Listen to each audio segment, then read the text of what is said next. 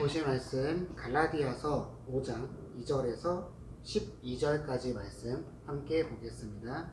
함께 보실 말씀 갈라디아서 5장 2절에서 12절까지 다 같이 함께 읽겠습니다. 보라, 나 바울은 너희에게 말하노니 너희가 만일 할례를 받으면 그리스도께서 너희에게 아무 유익이 없으리라. 내가 할례 받는 각 사람에게 다시 증거하노니 그는 율법 전체를 행할 의무를 가진 자라. 율법 안에서 의롭다함을 얻으려 하는 너희는 그리스도에게서 끊어지고 은혜에서 떨어진 자로다.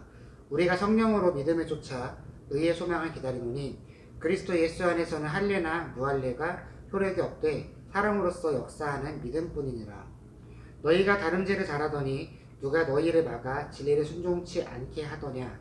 그 권면이 너희를 부르신 이에게서 난 것이 아니라 적은 누룩이 온 경위에 퍼지느니라. 나는 너희가 아무 다른 마음도 품지 아니할 줄을 주 안에서 확신하노라. 그러나 너희를 요동케 하는 자는 누구든지 심판을 받으리라. 형제들아, 내가 지금까지 할례를 전하면 어찌하여 지금까지 핍박을 받으리요. 그리하였다면 십자가에 거치는 것이 그쳤으리니 너희를 어지럽게 하는 자들이 스스로 베어 버리기를 원하노라. 아멘. 다같이 함께 기도하겠습니다. 하나님 감사합니다. 우리 학생들 각자 있는 자리 가운데 예배하게 하시고 하나님의 은혜 가운데 주님을 경험하며 하나님의 뜻 안에 거할 수 있는 삶을 이끄신 감사드립니다. 정말 어려운 상황 가운데 있습니다. 우리의 걸음이 헛되고 헛되지 아니한 그 길로 나아가도록 지켜주시고 우리가 붙들고 있는 많은 것들 가운데 하나님의 그 은혜가 우리 가운데 선포되어지고 우리가 그것에 힘입어 나아가는 주의 자녀가 될 수 있도록 붙들어 주시옵소서. 말씀 가운데 들어가신 주님을 소망합니다. 그 주님을 의지하며 걸어가는 우리 걸음 가운데 주님 함께해 주시옵소서. 감사드리며 예수님의 이름으로 기도드립니다. 아멘. 할렐루야. 학생들 반갑습니다. 사실 매주 말씀을 찍으면서 소원하는 게 바로 이번 주가 이제 영상 예배의 마지막이 되기를 매번 소망해요. 학생들이 같이 모여 찬양도 하고 함께 말씀 나누고 분막 공부하는 거 막 돌아다니면서 참견도 하고 함께 웃고 떠들던 시기가 사실 굉장히 그리워지는 것 같습니다. 하지만 우리가 이 시기를 오히려 기회로 삼기 위해서 함께 노력하면 좋겠는데요. 사실 우리가 이제 교회에 모여서 함께 예배할 때는 나 자신을 돌아보기 쉽지 않아요. 왜냐면 함께 예배드리는 자리고 우리 스스로의 어떤 신앙의 자리로 내려가기가 쉽진 않거든요. 하지만 우리가 이 시기를 통하여서 오히려 나 자신을 돌아보고 우리의 신앙의 상태를 돌아보고 우리의 예배의 모습을 돌아보고 하나님과의 관계를 돌아보는 정말로 우리와 하나님의 1대1 관계 속에 치열하게 씨름할 수 있는 또 그 가운데 스스로 예배를 놓치지 않기 위하여서 발버둥치는 훈련을 하는 시기로서 우리가 기회로서 생각할 수 있기를 소망하며 우리 말씀 함께 나눠보도록 하겠습니다. 자, 갈라디아서 5장에서는 이제 바울이 그 서신의 대상들을 향하여서 뭐를 선포하냐면요. 당시에 그들 안에 있던 논란에 대해서 종지부를 찍고자 하는 이야기를 나눕니다. 당시에 이제 초대교회 속에는 두 가지 입장을 가진 사람들이 공존하던 시대예요. 한 가지 부류는 이제 유대인들 중에서 예수님의 십자가 그 사역을 믿음으로 이제 유대교를 벗어나서 당시 초대교회로 넘어온 사람들입니다. 자, 그리고 또 한 부류가 헬라인들이에요.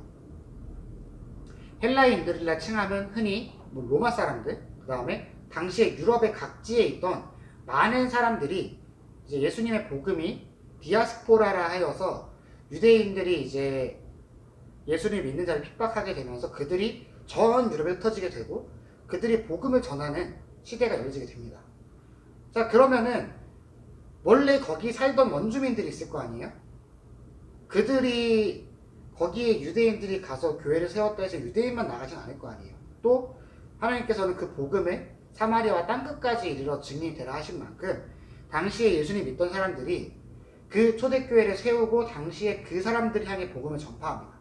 그러면서 자연스럽게 교회 안에는 유대 교회에서 예수님의 복음을 믿게 전향한 사람들 또 당시 헬라인들 이 두 부류가 공존을 하게 돼요. 자, 근데 당시에 이제 그 교회 안에 한 가지 중요한 쟁점거리에 있던 것이 유대인과 헬라인의 관계였어요. 유대인들은 우리가 이제 기본적으로 알고 있다시피 유대인들은 태어나면은 할례를 행하게 돼요. 할례는 설명하지 않아도 대충 알죠. 모르는 친구들은 네이버에 한번 물어보세요. 할례라고. 제가 여기서 일일이 설명해서 민망한 내용도 포함되는 것이다 보니까 한번 검색을 해보시면 좋을 것 같아요. 자, 어쨌건 할례를 받은 자들이었어요. 할례라는 것은 단순하게 어떤 의식을 떠나서 당시 유대인들의 인식 속에서는 그 할례를 받는 순간에 진정으로 하나님과의 언약에 들어가는 것이고 하나님의 진정한 자녀가 되는 특권이라 생각하는 사람들이었습니다. 하지만 헬라인들은 그 할례라는 것과 별로 관계가 없었고 있는지도 모르고 살던 사람들이에요. 그 두 부류가 한 교회 안에 있다 보니까 자연스럽게 논쟁이 붙게 된 것이 이 헬라인들이 할례받지 않음으로 인하여서 유대인들이 무시하는 혹은 자신들이 조금 더 그래도 하나님과 가깝고 조금 더 선민이고 조금 더 괜찮은 신앙을 갖고 있고 조금 더 믿음의 사람임을 강조하는 그런 어떤 불편한 상황들이 형성되어 있었습니다. 또한 자연스럽게 유대인들은 태어날 때부터 율법을 배우고 그 율법에 대해서 치열하게 사는 사람들이었어요. 자연스럽게 예수님의 복음에 들어간 이후에도 그들은 그 율법을 강조했습니다. 하지만 이 헬라인들, 얘네들은 어때요? 몰라요. 그런 게 있는지도 몰랐거든요. 그러다 보니까 자연스럽게 한 교회 안에 있으면서 그것을 지키도록 강요하는 사람들. 근데 예수님의 복음을 들어보니까 좀 다르거든. 이 두 부류가 어떤 불편한 관계를 이루면서 초대교회가 시작돼요. 사실 이게 우리가 실제적으로 경험해 볼 수 있는 부분이 있는 게 이제 중고등부 대부분 친구들이 사실은 모태신앙이에요. 태어날 때부터 부모님이 이제 신앙을 갖고 있었고 그냥 나는 자연스럽게 교회를 갈 수밖에 없는 그런 환경 속에 태어났죠. 자, 그런데 여러분들 이제 친구 전도해본 경험이 있다면 경험했을 건데요. 우리한테 있어 주일 성수는 당연한 거예요. 주일날 내가 교회를 가지 않고 다른 무언가를 하게 되면은 엄마 눈치도 보이고 선생님 눈치도 보이고 그래서 어떻게 해요? 저한테 와서 막 죄송한데요 다음 주에 뭐가 있어요 라고 하는 친구들도 있었습니다. 자, 그런데 반대로 이제가 전도되어서 교회를 나오는 친구들은 주일 성수라는 개념 자체가 뭔지도 모르고 관심도 없고 그래야 한다 들어도 내 거가 아직 되지 않은 상태예요. 그러면은 그 친구들한테 야 교회 다니면 주일 성수 해야 되는 게 맞는 거야 라고 얘기하더라도 얘네들은 뭐라 그래요? 야 나 오늘 놀러 가야 돼, 나 오늘 뭐 하러 가야 돼, 나 오늘 학원 가야 돼, 뭐 해야 돼? 라고 얘기하면서 선을 긋죠. 그러면은 우리가 그때 고민되는 것이 때려칠까? 하지 말까? 이런 생각들을 하게 되는 경험을 저도 제가 학생일 때 전도를 하게 되면서 많이 느꼈던 내용이기도 해요. 잘 교회 나오던 애가 시험 간다, 학원 간다고 교회 안 나온다 그래요. 그러다가 몇 주 뒤에 교회 안 갈게 이런 친구들도 저도 실제로 경험을 했던 내용이기도 합니다. 사실 우리가 직접적 경험을 당시만큼 할 수 없지만 간접적으로나마 경험할 수 있는 부분들이 당시 초대교회 안에서는 엄청난 쟁점이었어요. 전 교인들이 헬라인 아니면 유대인이었고 이 두 집단은 이 문제를 놓고 첨예하게 대립한 상태였습니다. 유대인들은 저들은 할례받지 못한 종족이고 저들은 그 하나님의 율법에 대해 모르는 죄악된 사람들이다. 또한 이 할례가 왜 나와? 자, 헬라인들한테 반대로 유대인들이 향하여서 야 니네들 뭐야? 그게 왜 너 자꾸 너네들 소위 꼰대스럽게 구냐라는 이러한 문제들이 당시 교회 안에 첨예하게 대립하는 상태였습니다. 바울은 그들을 향하여서 이렇게 얘기하는데 우리 한번 2절 함께 읽겠습니다. 보라 나 바울은 너희에게 말하노니 너희가 만일 할례를 받으면 그리스도께서 너희에게 아무 유익이 없으리라. 아멘. 이렇게 얘기해요. 약간 애매하죠? 마치 바울이 야 유대인들 니네 할례 받았지 그러면은 너희에게 그리스도가 아무 가치가 없다라고 말하듯이 보여집니다. 심지어 3절 같이 볼게요. 내가 할례 받는 각 사람에게 다시 증거하노니 그 율법 전체를 행할 의무를 가진 자라. 아멘. 뭐라고 말해요? 야 너는 할례 받았지. 그 할례 받은 사람들은 율법을 지켜야 되는 거야. 니네들 유대교에 있을 때처럼 그거 지켜야 돼 라고 얘기를 합니다. 좀 애매하죠? 그럼 4절 같이 읽어보겠습니다. 율법 안에서 의롭다 함을 얻으려 하는 너희는 그리스도에게서 끊어지고 은혜에서 떨어진 자로다. 아멘. 심지어 딱 세게를 박아요. 야, 니네들 자꾸 그 율법 강조하는데 그런 너희들은 그리스도의 은혜에서 떨어진 자로다 라고 얘기합니다.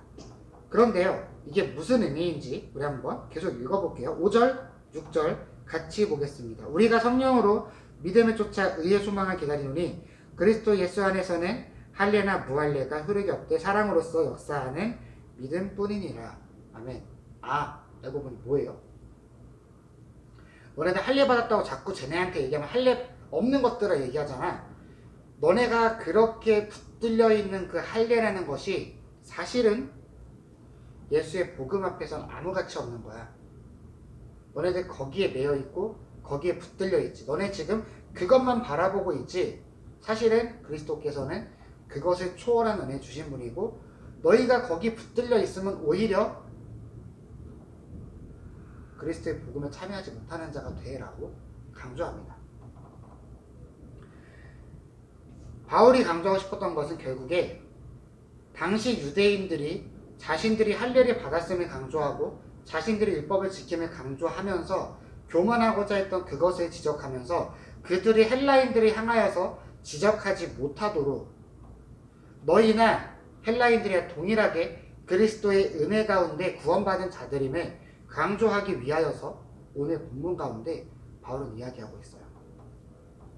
사실 우리 교회도 그런 면이 사실 없다고 할 수는 없을 거라 생각하지만 굉장히 많은 교회들이 힘들어하는 내용 중 하나가 이 전도되어져 오는 어떤 학생들이 있을 때마다 교회 안에 좀 어떤 불편함이 생기는 부분들이 생긴다는 거예요.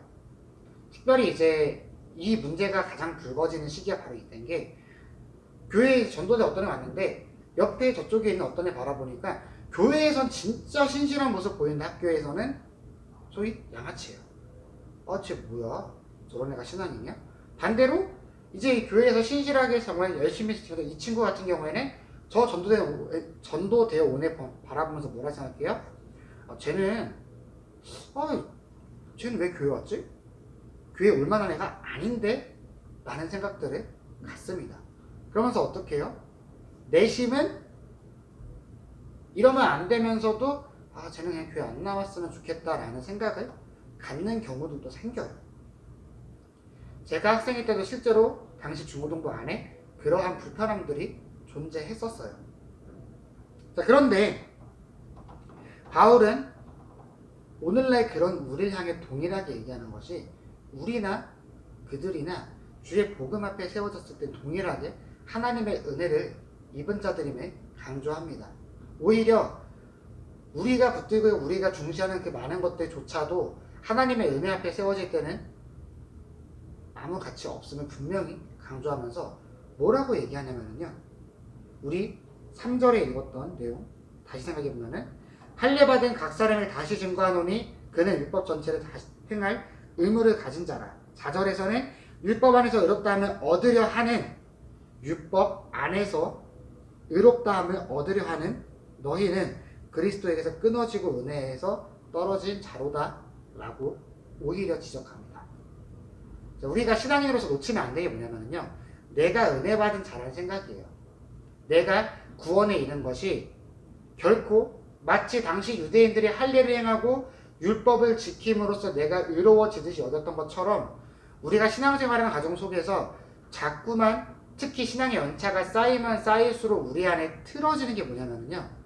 이 말씀을 지키는 나의 삶으로 인해서 내 믿음이 드러난다고 생각한다는 사실이에요. 내가 조금 더 말씀을 잘 많이 읽고 내가 큐티 열심히 하고 그 말씀이 내 삶에 드러나기 위해서 하나 두 개 노력하고 내가 이만큼을 기도하고 내 신앙의 삶이 마치 나의 의로움을 대변한다는 것처럼 우리 안에 생겨질 때가 굉장히 많아요. 내가 교회에서 반주라는 것으로 헌신하고 싱어로서 헌신하고 내가 무언가에 나 자신의 시간을 더 드리면은 마치 내가 좀 더 믿음이 있는 사람이 되어지고 내 믿음이 드러나듯이 여기는 현상들이 사실 한국 교회 안에 굉장히 판연하게 퍼져 있습니다. 그러면서 어떻게 돼요? 그렇지 못한 누군가를 향하여서 나는 저 사람보단 조금 더 믿음이 있는 사람이다 생각을 하고, 심지어 세상 속에서 즐겁게 누리고 평안하게 살아가고, 어떻게 보면은 하나님의 말씀, 이 말씀 앞에서 치열하지 못하고, 심지어 성경에서 하지 말란 건데 쟤네 저러고 있네 하는 그런 마음들을 갖게 하는 다른 누군가를 향하여서 비난하고 손가락질하면서, 야 너희는 그리스도의 자녀가 될 자격이 없어, 너네는 교회 나올 만한 애들이 아니야 라고 우리 안에서 단정 짓게 되는 경우가 생긴다는 거예요. 그런데 역으로 우리가 돌아봤으면 좋겠는 것은, 우리조차도 하나님 앞에 은혜 받은 자라는 그 사실을 잊으면 안 된다는 거예요. 당시 유대인들이 율법 앞에 온전하기 위해 노력은 했지만 그 어떤 한 사람도 율법 앞에 온전하지 못했습니다. 오늘날 마찬가지에 우리가 이 말씀 앞에서 아무리 정직하려 노력해도 온전한 사람은 없어요. 노력하면 살아가고, 우리가 받은 구원의 은혜에 대한 감사함으로 우리가 다시 드림으로써 그 가운데 치열하게 살아가지만, 우리가 만약에 이 말씀 앞에서 온전한의 여부로 인해서 우리의 의가 판단된다 생각한다면 저조차도 죄인이라고 단정 지을 수 없는 사람일 거예요. 말씀 앞에 온전하기 위해 치열하게 씨름하고 노력하며 살아가지만 결국에 온전하느냐 완벽하냐라는 질문 앞에서는 결단코 완벽하지 않다는 거죠. 성경에서 이렇게 얘기해요. 우리가 하나님을 대면할 때 우리의 죄가 드러나며 우리가 그 죄를 직면하게 된다고요. 하나님은 진짜 온전하신 분이세요. 그 온전하신 분 앞에서 우리가 서 있다 보면은 사실은 별것도 아닌 죄조차도 그것이 죄가 되고 더러운 자가 됩니다. 이거를 우리가 어떻게 예를 들어 볼 수 있을까 되게 많이 고민했는데요. 이제 제가 학생이던 당시 중학교 때 이제 이런 실험이 있었어요. 이제 A4 용지를 하나 딱 깔아놓고 거기다 스포이드로 농구를 탁 떨어뜨립니다. 겨우 한 방울이에요. 그런데 그것을 내버려 두게 되면은 서서히 그것이 퍼지고 퍼져서 A4 용지의 굉장히 넓은 부분에 까맣게 칠하게 되는 것을 보게 돼요. 죄라는 건 이래요. 내 입장엔 작은 죄, 내 입장엔 별거 아닌 죄. 난 진짜 이만큼의 노력하고 있고 최선을 다하고 있기 때문에 이 정도의 죄는 괜찮잖아 라고 생각하는 그 죄가 있는 이상 우리도 죄인이에요. 정말 치열하게 살아가야 되고 말씀 앞에서 온전하게 발버둥을 쳐야 되지만 그 발버둥이 우리를 온전함으로 이끌어주지 않는다는 거죠. 우리 깨끗한 A4 용지가 있어요. 뭔가 이제 학교에 숙제를 내가 출력을 해야 돼요. 그러면은 A4를 딱 꺼냈는데 한쪽 귀퉁이에 까만 게 묻어 있어요. 우리 그걸 출력하나요? 그건 조용히 옆에 두고 다른 걸 또 꺼내게 되겠죠? 왜요? 더럽기 때문이에요. 우리가 A4 용지처럼 깨끗하다 하더라도 어느 한쪽 귀퉁이에 까만 게 묻어 있으면 더러운 종이가 돼서 그것을 사용하지 않는 것처럼 우리가 말씀 앞에서 치열하게 살아간다 해서 우리가 온전하지 못하다면은 결국 온전하지 않은 거예요. 바울은 당시 유대인들에게 그것을 강조합니다. 너희가 진짜 율법 앞에 온전하고 싶으면 해봐. 할례가 너희의 의의 증거가 된다면은 그 율법 앞에서 온전해봐. 그 율법을 통해 의를 한번 얻어봐. 라고 반문한다는 거죠. 그래서 뭐라고 얘기해요? 그런 너희들아, 너희도 그리스도의 은혜로 인하여서 믿음을 얻고 구원에 이른 자들이다 라고 강조합니다. 우리 학생들에게 요청하고 싶어요. 사실 제가 매번 언급하고 강조하지만 우리 중국 친구들이 굉장히 고마워요. 사실 현 이제 시대의 중고등학생 시기에 여러분처럼 말씀 앞에 치열하고 여러분처럼 은혜 가운데 납작 엎드려지고 하나님을 소망하는 그런 학생들이 사실 많진 않아요. 물론 여러분보다 훨씬 더 뜨거운 학생도 있어요. 교만하지 마세요. 하지만 그럼에도 여러분들을 바라보다 보면 진짜 많이 고마워요. 엇나가지도 않으려 노력하고 정말 바른 생활 아이들 사나이 그런 걸 보는 기분들을 굉장히 많이 느껴요. 하지만 우리가 그렇게 오히려 경계해야 되는 것은 우리의 그러함이 우리의 교만이 되면 안 된다는 거예요.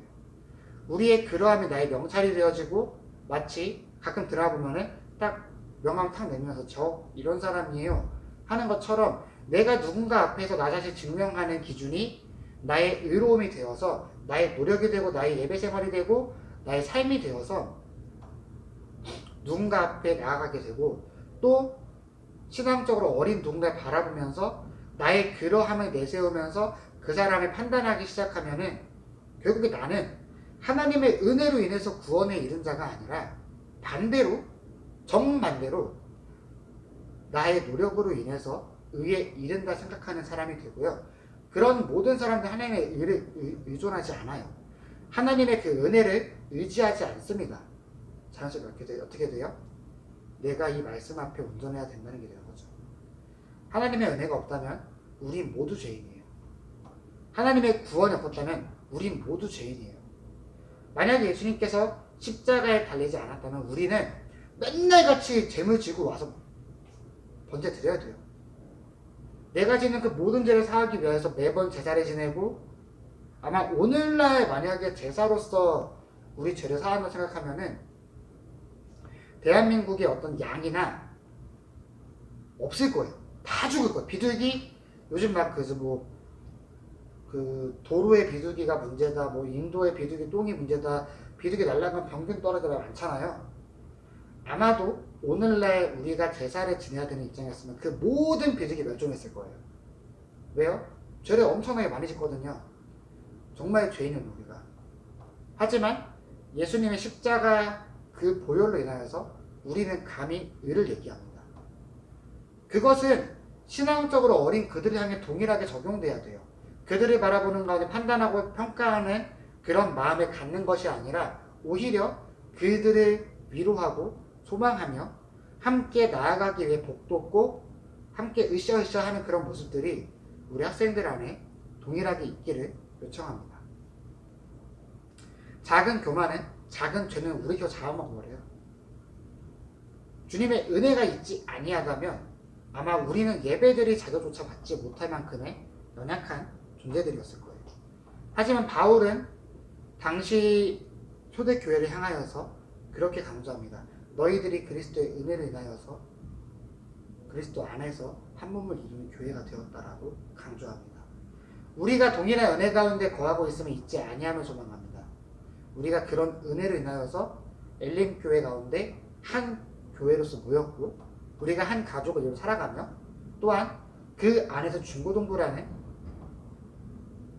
모임으로서 함께 예배드리고 하나님을 찾아가요. 우리가 그 걸음 가운데서 우리가 신앙적으로 성장하면 성장할수록 더 경계해야 되는 것이 바로 우리 안에 생겨진 교만이에요. 오히려 내가 정말로 많은 노력을 하고 정말로 하나님 말씀 앞에 더 치열해질수록 내가 맨날 큐티하고 진짜 열심히 기도하고 내가 예배 가운데 정말 최선을 다하고 헌신하고 내 노력이 더 쌓여가면 쌓여갈수록 동일하게 우리 안에서 더 커져야 되는 것은 우리 안에 차오르는 교만에 대한 경계여야 한다는 것을 저와 여러분들이 함께 잊지 아니하며 소망합니다. 하나님께서 우리 가운데 은혜 베푸셨습니다. 우린 그 은혜를 말미암아서 예배자로 나아가요. 이 너무 소중한 사실이 우리 머릿속에서 잊혀지는 순간부터 우린 교만해지고 죄를 지어요. 이것은 저도 여러분도 마찬가지 모두가 동일한 사실이에요. 우리가 항상 치열하게 씨름하기 소망합니다. 우리가 항상 이 가운데 겸손하기 위하여서 간절하게 기도하며 소망합니다. 우리의 기도 가운데 하나님 앞에서 하나님 제가 주님의 그 은혜를 잊지 않게 해주세요라는 그 고백이 항상 우리 안에 채워짐을 요청하며 말씀을 맺도록 하겠습니다. 함께 기도하겠습니다. 하나님 감사합니다. 우리 학생들 각자 자리 가운데 예배할 수 있는 그 은혜 주심을 감사드립니다. 연약한 우리가 감히 예배자라는 그 은혜로 살아가고 있음을 고백합니다. 주의 자녀라는 과분한 그 은혜 가운데 살아감을 감사드립니다. 우리가 흐트러지지 아니하고 무너지지 아니하는 가운데 걸어갈 수 있게 하심 또한 감사드립니다. 우리가 받은 그 은혜를 나눌 수 있도록 붙들어 주시고 신앙의 어린 누군가를 바라볼 때에 아직까지 하나님의 은혜를 누리지 못하는 누군가를 바라볼 때에 함께 격려하고 기도하며 주님의 그 은혜를 소망하는 함께 나아가는 우리가 될 수 있도록 주님 붙들어 주시옵소서. 말씀 안에 거하시는 그 하나님을 경험하며 소망합니다. 하나님 함께 하시고 우리 가운데 주의 은혜로서 붙들어 주시옵소서. 감사드리며 예수님의 이름으로 기도드립니다. 아멘.